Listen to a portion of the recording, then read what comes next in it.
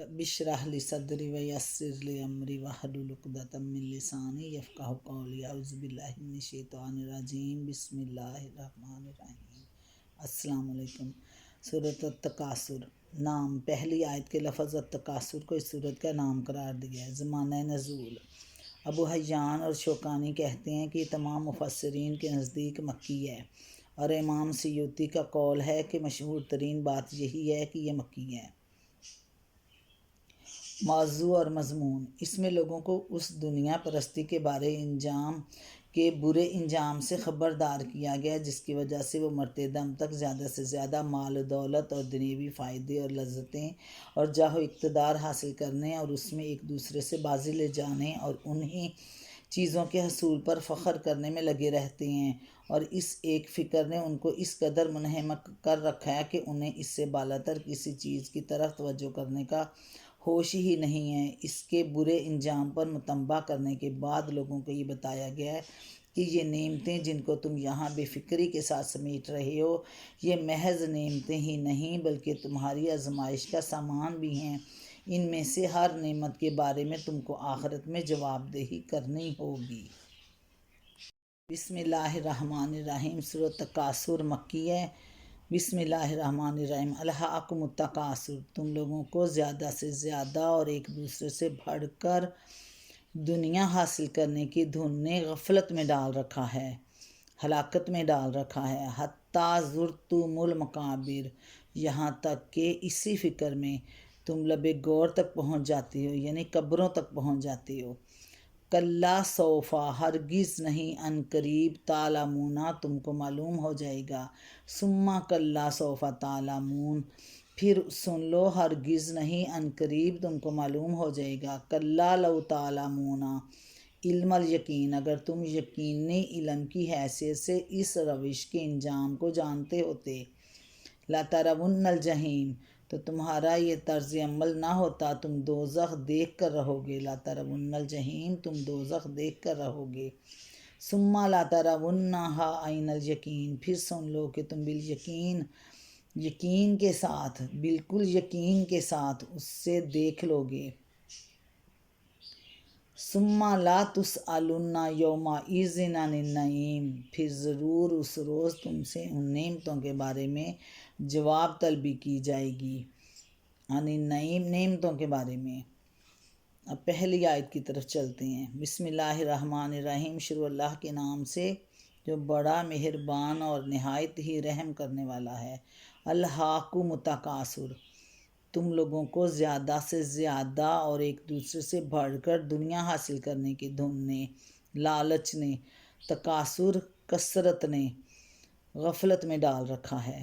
اصل میں الہاکم التکاثر فرمایا گیا کہ جس کے معنی میں اتنی وسعت ہے کہ ایک پوری عبارت میں بامشکل اس کو ادا کیا جا سکتا ہے۔ الہاکم لہو سے ہے جس کے اصل معنی غفلت کے ہیں، لیکن عربی زبان میں یہ لفظ ہر اس شغل کے لیے بولا جاتا ہے جس سے آدمی کو دلچسپی اتنی بڑھ جائے کہ وہ اس میں منہمک ہو کر دوسری اہم تر چیزوں سے غافل ہو جائے۔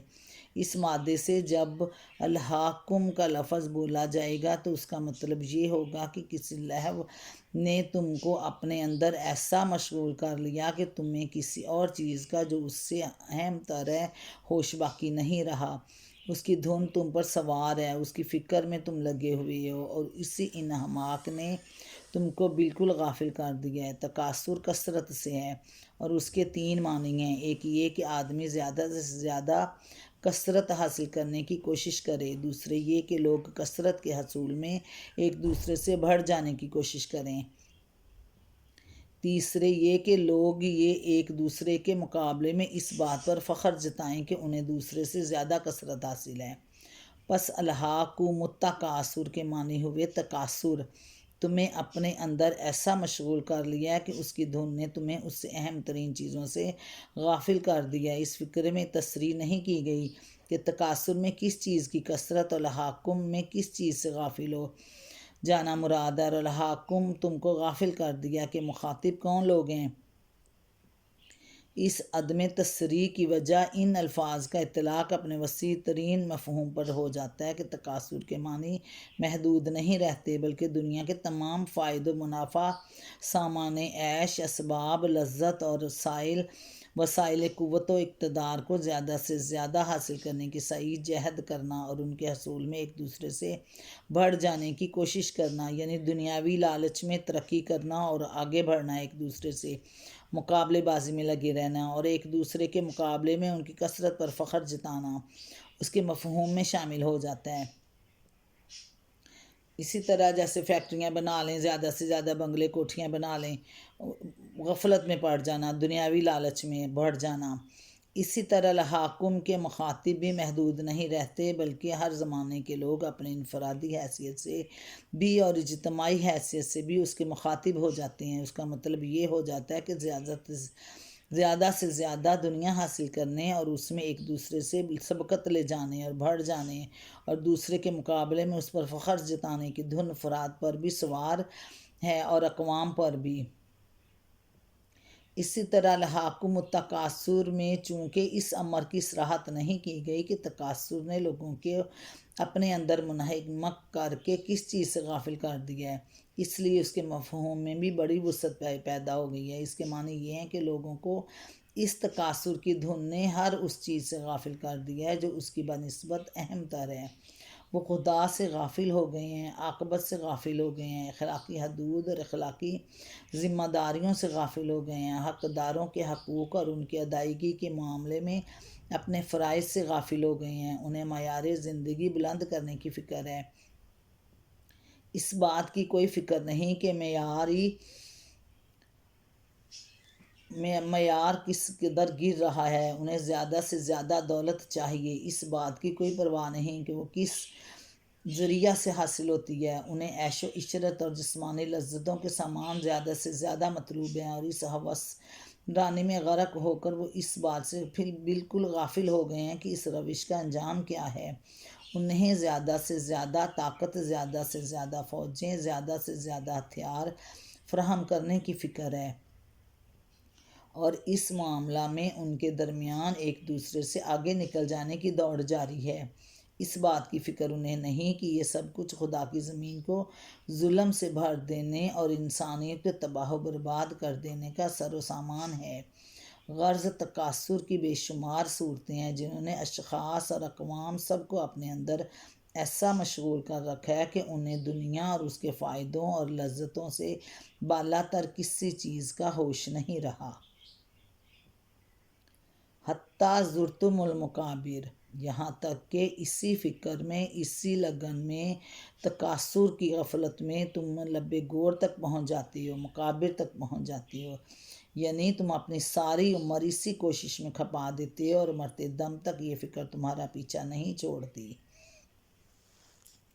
جیسا کہ حضرت محمد صلی اللہ علیہ وآلہ وسلم نے فرمایا تھا، ان کی حدیث ہے، اگر آدم زاد کے پاس 2 وادیاں بھر کر مال ہو تو وہ تیسری وادی کی تمنا کرے گا۔ ابن آدم کا پیٹ مٹی کے سوا کسی چیز سے نہیں بھر سکتا۔ کلا سوف تعلمون، ہرگز نہیں، عن قریب تم کو معلوم ہو جائے گا، یعنی تمہیں یہ غلط فہمی کہ متاع دنیا کی یہ کثرت اور اس میں دوسروں سے بڑھ جانا ہی ترقی ہے اور کامیابی ہے، حالانکہ ہرگز ترقی اور کامیابی نہیں ہے۔ عن قریب اس کا برا انجام تمہیں معلوم ہو جائے گا اور تم جان لو گے یہ کتنی بڑی غلطی تھی جس میں تم عمر بھر مبتلا رہے۔ عن قریب سے مراد آخرت بھی ہو سکتی ہے، کیونکہ جس ہستی کو نگاہ ازل سے ابد تک تمام زمانوں پر حاوی ہے، اس کے لیے چند ہزار یا چند لاکھ سال بھی زمانے کا ایک چھوٹا سا حصہ ہے، لیکن اس سے مراد موت بھی ہو سکتی ہے، کیونکہ وہ تو کسی انسان سے بھی کچھ زیادہ دور نہیں ہے، اور یہ بات مرتے ہی انسان پر کھل جائے گی کہ جن مشاغل میں وہ اپنی ساری عمر کھپا کر آیا ہے وہ اس کے لیے سعادت و خوشبختی کا ذریعہ تھے یا بد انجامی بدبختی کا ذریعہ۔ نمبر 4 آیت، ثم کلا سوف تعلمون، پھر ہرگز نہیں، اگر ان قریب تم کو معلوم ہو جائے گا۔ کلا لو تعلمون علم یقین، اگر تم یقین علم کی حیثیت سے اس روش کے انجام کو جانتے ہوتے تو تمہارا یہ طرز عمل نہ ہوتا۔ اس فکر میں پھر کا لفظ اس معنی میں نہیں ہے کہ دوزخ میں ڈالے جانے کے بعد جواب طلبی کی جائے گی، بلکہ اس کا مطلب ہے نمبر 4، اس فقرے میں پھر کا لفظ اس معنی میں نہیں ہے کہ دوزخ میں ڈالے جانے کے بعد جواب طلبی کی جائے گی، بلکہ اس کا مطلب یہ ہے کہ پھر یہ خبر بھی ہم تمہیں دیے دیتے ہیں کہ تم سے ان نعمتوں کے بارے میں سوال کیا جائے گا، اور ظاہر ہے کہ یہ سوال عدالت الہی میں حساب لینے کے وقت ہوگا۔ اور اس کی سب سے بڑی دلیل یہ ہے کہ متعدد احادیث میں رسول پاک صلی اللہ علیہ وآلہ وسلم سے یہ بات منقول ہے کہ اللہ تعالیٰ نے جو نعمتیں بندوں کو دی ہیں ان کے بارے میں جواب دہی مومن و کافر سب ہی کو کرنی ہوگی۔ یہ الگ بات ہے کہ جن لوگوں نے کفران نعمت نہیں کیا اور شکر گزار بن کر رہے وہ اس محاسبہ میں کامیاب رہیں گے، اور جن لوگوں نے اللہ کی نعمتوں کا حق ادا نہیں کیا اور اپنے قول یا عمل سے یا دونوں سے ان کی ناشکری کی تو وہ اس میں ناکام ہوں گے۔ حضرت جابر بن عبداللہ رضی اللہ عنہ کی روایت ہے کہ رسول پاک صلی اللہ علیہ وآلہ وسلم ہمارے ہاں تشریف لائے اور ہم نے آپ صلی اللہ علیہ وآلہ وسلم کو تر و تازہ کھجوریں کھلائیں اور ٹھنڈا پانی پلایا۔ اس پر رسول پاک صلی اللہ علیہ وآلہ وسلم نے فرمایا، یہ ان نعمتوں میں سے ہیں جن کے بارے میں تم سے سوال کیا جائے گا۔ مسند احمد، نسائی، ابن جریر، ابن المنذر، ابن مردویہ، عبد بن حمید، بہقی فی الشعب۔ حضرت ابو ہریرہ رضی اللہ عنہ کی روایت ہے کہ رسول پاک صلی اللہ علیہ وآلہ وسلم نے حضرت ابو بکر رضی اللہ عنہ اور حضرت عمر رضی اللہ عنہ سے کہا، چلو ابو الہیثم بن اتحان انصاری کے ہاں چلیں۔ چنانچہ ان کو لے کر آپ ابن اتحان کے نخلستان میں تشریف لے گئے۔ انہوں نے لا کر کھجوروں کا ایک خوشہ رکھ دیا۔ حضور اکرم صلی اللہ علیہ وآلہ وسلم نے فرمایا، تم خود کیوں نہ کھجوریں توڑ لائے؟ انہوں نے عرض کیا، میں چاہتا تھا کہ آپ حضرات خود چھانٹ چھانٹ کر کھجوریں تناول فرمائیں۔ چنانچہ انہوں نے کھجوریں کھائیں اور ٹھنڈا پانی پیا۔ فارغ ہونے کے بعد حضور اکرم صلی اللہ علیہ وآلہ وسلم نے فرمایا، اس ذات کی قسم جس کے ہاتھ میں میری جان ہے، یہ ان نعمتوں میں سے ہے جن کے بارے میں تمہیں قیامت کے روز جواب دہی کرنی ہوگی۔ یعنی ان نعمتوں کے بارے میں اللہ تعالیٰ قیامت والے دن پوچھیں گے۔ یہ ٹھنڈا سایہ، یہ ٹھنڈی کھجوریں، یہ ٹھنڈا پانی۔ اس قصے کو مختلف طریقوں سے مختلف کتب میں تحریر کیا گیا ہے۔ حضرت ابو ہریرہ سے نقل کیا ہے، جس میں سے بعض میں ان انصاری بزرگ کا نام لیا گیا اور بعض میں صرف انصار میں سے ایک شخص کا کہا گیا۔ اس قصے کو مختلف طریقوں سے متعدد تفصیلات کے ساتھ ابن ابی حاتم نے حضرت عمر سے اور حضرت امام احمد نے ابو اسیب رسول پاک صلی اللہ علیہ وسلم کے آزاد کردہ غلام سے نقل کیا ہے۔ ایک روایت یہ بھی نقل کی ہے کہ جس سے معلوم ہوتا ہے کہ قریب قریب اسی طرح کا واقعہ حضرت ابو ایوب انصاری کے ہاں پیش آیا تھا۔ ان احادیث سے یہ بات واضح ہو جاتی ہے کہ سوال صرف کفار ہی سے نہیں، مومنین صالحین سے بھی ہوگا۔ رہیں خدا کی وہ نعمتیں جو اس نے انسان کو عطا کی ہیں تو وہ لامحدود ہیں، ان کا کوئی شمار نہیں کیا جا سکتا، بلکہ بہت سی نعمتیں تو ایسی ہیں کہ انسان کو ان کی خبر بھی نہیں۔ قرآن مجید میں فرمایا گیا کہ وَإِن تَعُدُّوا نِعْمَتَ اللَّهِ لَا تُحْصُوهَا، اگر تم اللہ کی نعمتوں کو گنو تو تم ان کا پورا شمار نہیں کر سکتے۔ ابراہیم 34 آیت۔ ان نعمتوں میں سے بے حد و حساب نعمتیں تو وہ ہیں جو اللہ تعالیٰ نے براہ راست انسان کو عطا کی ہیں، اور بکثرت نعمتیں وہ ہیں جو انسان کو اس کے اپنے کسب کے ذریعہ سے دی جاتی ہیں۔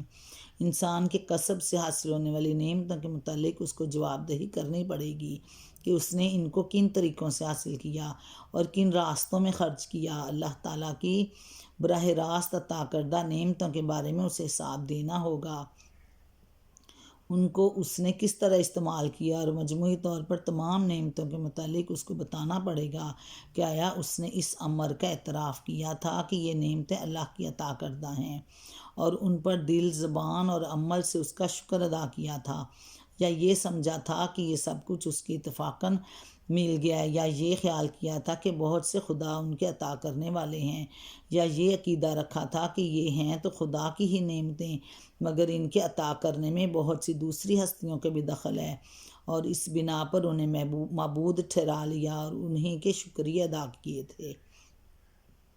اللہ تعالیٰ ہمیں اپنا شکر گزار بندہ بنائے، شکر کرنے والی زبانیں عطا کرے، دنیا و آخرت میں اللہ تعالیٰ امت محمد کو سرخرو کرے۔